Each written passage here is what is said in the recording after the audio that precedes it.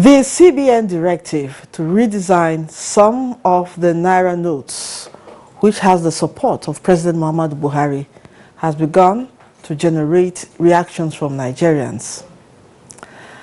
The CBN Governor, Godwin Emefiele, earlier revealed that as at September 2022, 2.73 trillion naira of 3.23 trillion naira was in circulation outside the banking system, saying currency in circulation has doubled since 2015.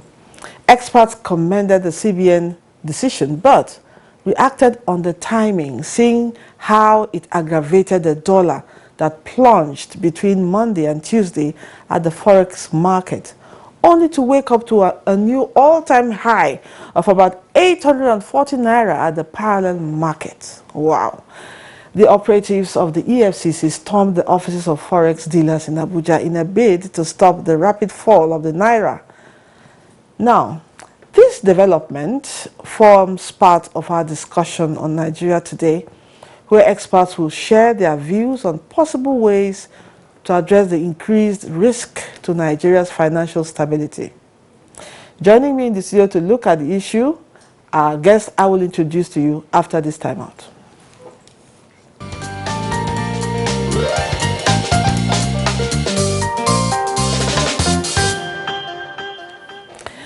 Joining me in the studio to look at the issue is a financial analyst, Farouk Abdullahi.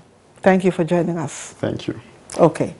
Now, I also have with me Dr. Chinonso Stanley Ndukwe, an economic consultant, and he's also a lecturer of business management at the National Open University of Nigeria. Thank you for joining us. Thank you very much. Okay, let me start with you because my first question goes to you. Now, according to CBN's decision, redesigning the Naira will replace higher notes to fight counterfeiting, isn't it? Now, inflation is also included as one of the reasons, and insecurity. Now, what's your take on this move? I think this move is a little bit short-term in the sense that it's going to address some of the three issues they mentioned, like, managing the inflationary rate and also mopping up the currency that is outside of the banking system. Okay. But in the long term, there are challenges that will come up. Okay. And I'm looking at the fact that the issue that dollar is scarce in the market is because the CBN has refused to pump dollar into the market. There should be more dollar in circulation. If we have more dollar in circulation, what happens? The reduction in the craze or in the rat race for dollar will happen. Such reduction in the crave or in the craze for dollar will reduce the price of dollar. Something that is scarce becomes much more valuable, much more expensive. Make it available than going around harassing the BDC operators. Okay. Well, now, let me come to you, Farouk. Holders of illicit cash are also expected to change their stash. And when I say stash, it means probably monies stacked in large quantity in hidden places, probably. Okay, of course, stashed into foreign currencies. Now, do you think the change or redesigning of the Naira notes could depreciate the exchange rate? Yes, quite frankly, the redesign of the currency will ultimately depreciate the currency, especially in the black market, because as we have experienced right from the point of announcement of this redesign of the Naira notes, we have been experiencing a stiff devaluation of the Naira, especially in the black market. And those that are having, be it illegal Naira stashed, might not just want to appear before the bank for cash deposits, because if you also look at the speech made by the EFCC chairman, he brought to light the Laundry Act, the recent Money Laundering Act 2007, which limits the cash transaction of individuals to 5 million, while that of corporate organizations to 10 million. So anything over and above that is illegal. You have to go through financial institutions. Yeah. Now I want to ask this question. Dr. Chinoso, why should people keep stupendous amounts of cash, raw cash, privately? Why? How did you get to this? We don't run a productive economy. That is the challenge. That is the major cause of this issue. If you run a productive system where people are very much interested in creating value, creating services and products, they will have to store that money. In fact, that's one of the problems of the black man. We don't look at money as an instrument to create value, to add value to people, to communities, to societies. We use money as if it is something that we must die with, something we must bath and wash with. I get what I'm saying. If we run a creative and a productive mentality, once you have access to such money, you build libraries, create services, you build businesses, build industries that can manufacture and also create jobs. This is the problem we are having. Having such a mentality of packing loads of money in a village or in a well or in a soccer way or somewhere is a very, very, very rubbish mentality that we must, as a matter of urgency, seriously leave such a mentality. Honestly, I hope we can really move from that kind of reasoning to a productive. Now, I'm still staying with you. Yeah. Does the banking policy say, or what does the banking policy say about the importance of changing the face of our currency? This is the 10th time. In 1962, we had a change from, we moved from Federation of Nigeria to Nigerian Federal Republic of Nigeria. We also did it in 1972. We also did it in 1978. We did it in 1984. We did in 1999. Obasanjo did how many times? Almost twice. We have done in 2010. This is the 10th time we are doing this, and it has not changed the value of Naira. The policy of changing the notes is not economic. It doesn't add much value to the currency. Okay. What adds value to currency is productivity. If a nation has interest in building industries, in building human resource capacity, what happens is that the value of what they produce begin to, affect the currency. We are rushing for dollar because we have a lot to import. We pay school fees abroad. A lot of people go abroad to pay school fees. Now, imagine if Nigeria has universities like Harvard, universities like Cambridge, where other people come to change Naira in their location and come and pay here. We have value we are adding. So the currency will also increase in value. How many people are coming to Nigeria for tourism? They prefer Dubai. So the problem we are having right now is this currency issue is important that we begin to create more value. The administration has done enough in agriculture. We are improving on food production. I commend Muhammadu Buhari, our president, for this. But we need much more investment in tourism, in security and all the rest of them. As we are investing, people will start coming in and they will need Naira to change, to spend. And the value will start increasing.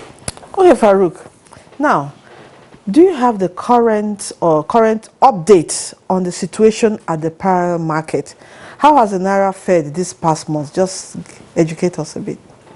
Well, the devaluation in the Naira has been a continuum process. And one partly is due to our economic condition, and partly is due to the consequence of some of the monetary policies that we are having in the country.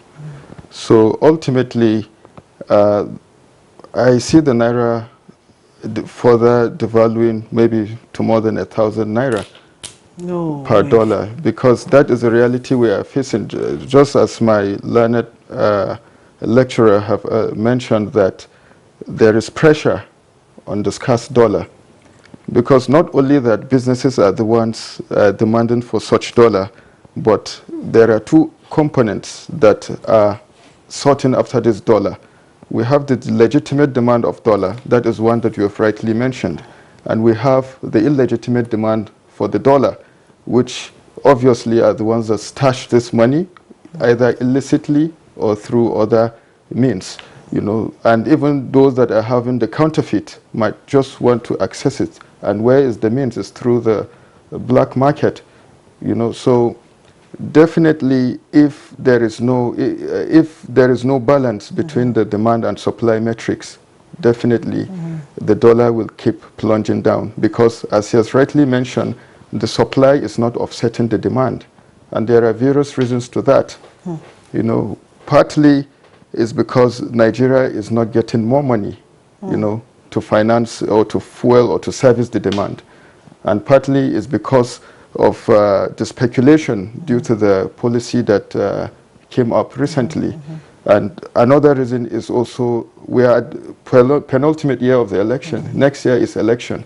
And we know it has always been a tradition for politicians to sought after dollar to finance their electioneering activities. So sadly, these are part of the components or the elements that put pressure on the dollar, on the scarce dollar that we are having. You know, Dr. Chino, so I remember when I was quite younger, in fact, when I was a child, I remember my dad used to tell me that there was a time during the oil boom when the naira was actually stronger than the dollar.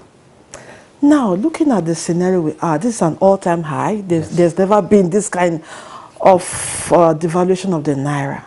Now, with what he said now, it could even go higher. Now, how does this translate to our economy in terms of prices of goods and services? It's going to have a negative economic effect. The consequences are brutal for the masses. And the truth of the matter is, we should also take a look at what NNPC is doing. The NNPC Limited has actually remodeled, but they have not been able to, you know, keep their word. They are not paid enough to what they are supposed to pay to the government.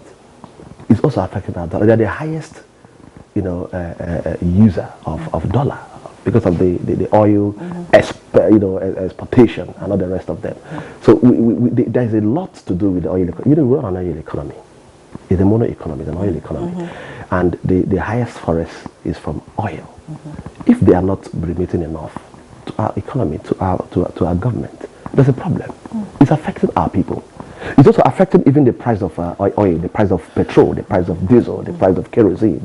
I mean, DPK and all the rest of them. Even aviation fuel. So people can't even fly. I was supposed to fly last 2 weeks for something, and the price is like, I have to change my mind and see if I can get alternative, you know, mode of transportation.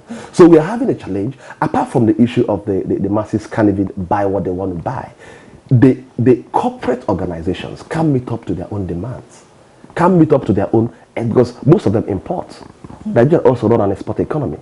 Because of the forest problem, they can't import the goods and services they're supposed to import. Because we import steel, we import a lot of things to be able to run our businesses. We even import our earrings. So we have a lot to do. Yeah, there's a lot to do. Let's take a break and listen to some respondents on this subject matter put together by our correspondent, Suleiman Abdul Wahab. Take a look.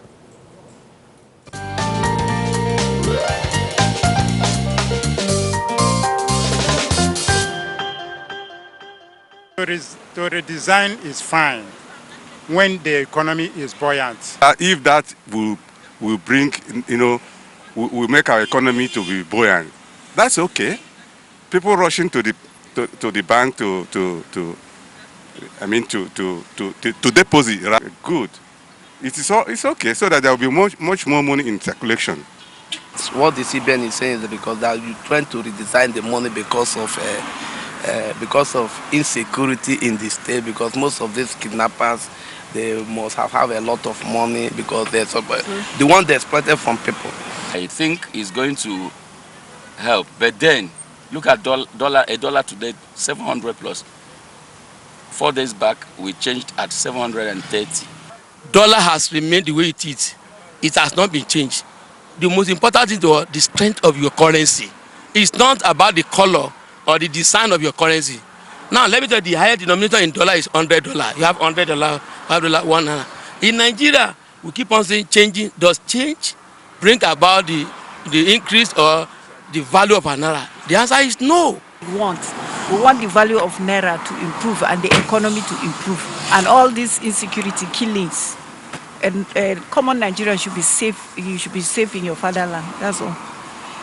But now that they have known the system and they are going to the bank to change the naira to dollar, I don't know. It's only God that can help. If not, nothing.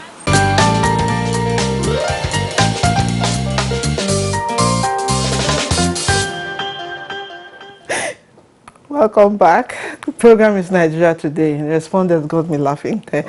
Still with my guest, Farouk Abdullahi, a financial analyst, and Dr. Chinonso Stanley Ndukwe, an economic consultant and lecturer at the National Open University. Farouk, you listen to Nigerians there. How would you react? One of them said it's not about changing the design. How would you react to that? Well, you see, the redesign and rebranding of the Naira is not something new, and it is not a bad thing. Because if you look at the global practice, it is expected that central banks redesign or rebrand their currencies after 5 or 6 years. But ultimately, that also boils down to the peculiarity of the economy in question. So in Nigeria, I think the last time we redesigned was over 20 years. Yes. And now the government feel it's high time to redesign. But then timing also matters, you know. The redesign is a lot of, it will cause more good than bad in the economy if it's done at the right time. Because the issue of having over 85% of money in circulation, not within the coffers or in the vaults of commercial banks is scary. This means that obviously money is being hoarded, and it's also signaling the high level of or the low rate of financial inclusion in the country. Over 40% of Nigerian adults are not having bank accounts. You know, you look at also other unstructured banks or unstructured businesses, sorry.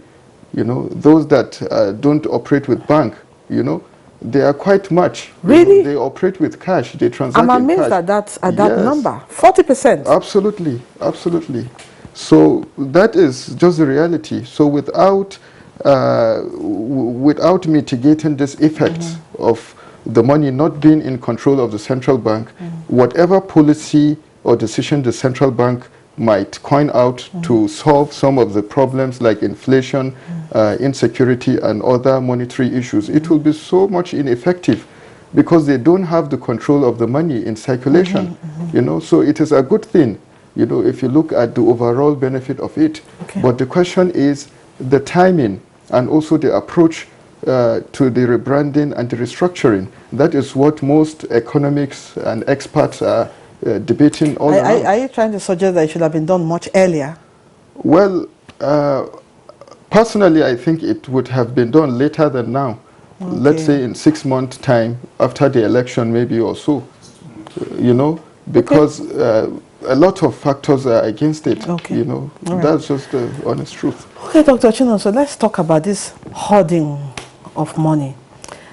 Several videos online, you see people with stacks and stacks of money, some even rotten and destroyed in billions, Some have brought out these stashed monies and laid them out to dry out in the open.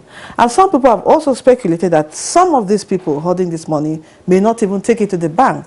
They may just go buy properties so that they are not questioned as to how they got this kind of money. How would you react to that? Personally and economically, I don't think the best thing to do is to restrict deposits the way the CBN and EFC has done. These restrictions, if you can see, have not in any way reduced crime, hoarding of currencies, and all the rest of them, even money laundering. So restrictions, or what they call police economy, is not the best. Leave it as a free economy. Let them bring their money into the banks. There's a way you can fight crime without restricting all these businesses and individuals from you know, bringing the money back to the system. Now, the cost of reprinting this currency is also huge. Has it in any way any long-term effect?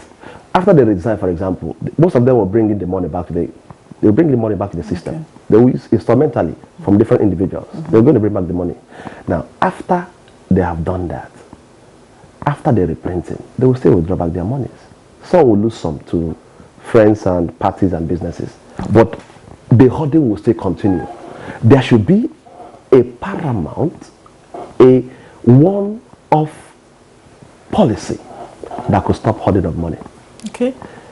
Paying investors, tax return to those who have organizations. Such projects and policies will enable people to want to open businesses, want to open companies, want to invest. Since the government is giving them tax returns, paying them back for investing.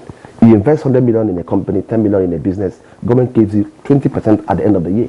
People want to do something with their money than hoarding it. Because hoarding kills the currency. Yes. The more they hoard the naira, the more we have fewer naira in the currency, in the circulation, which is dangerous for our economy. I saw one over 3 billion was being counted, and that is only the 1%. 1%. So when CBN is telling you we have 2.7 trillion that is in circulation in the wrong places, they are not. It's not a fabrication. We are in trouble. The currency needs help. So okay, Farouk, one person with that kind of money.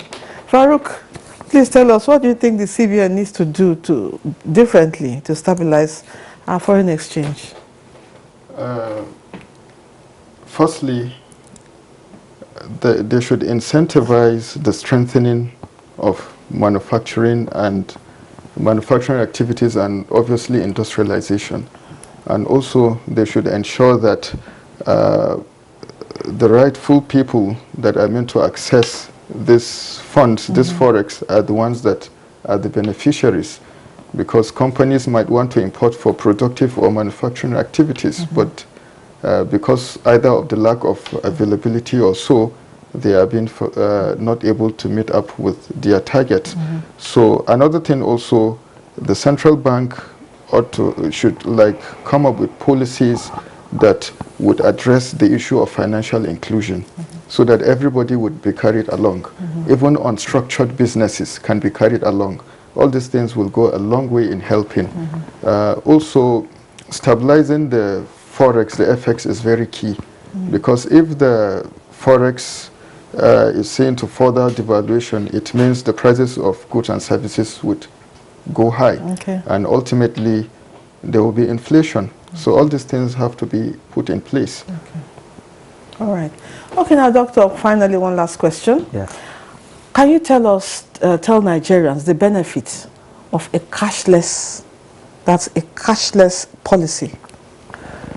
There are a lot of benefits. A cashless economy is a smart economy. Okay. It reduces the pressure from criminals, the pressure from technology delay or business delay due to data problems. For example, if we run a cashless economy like they do in the UK, where I lived, you pay for goods and services easier.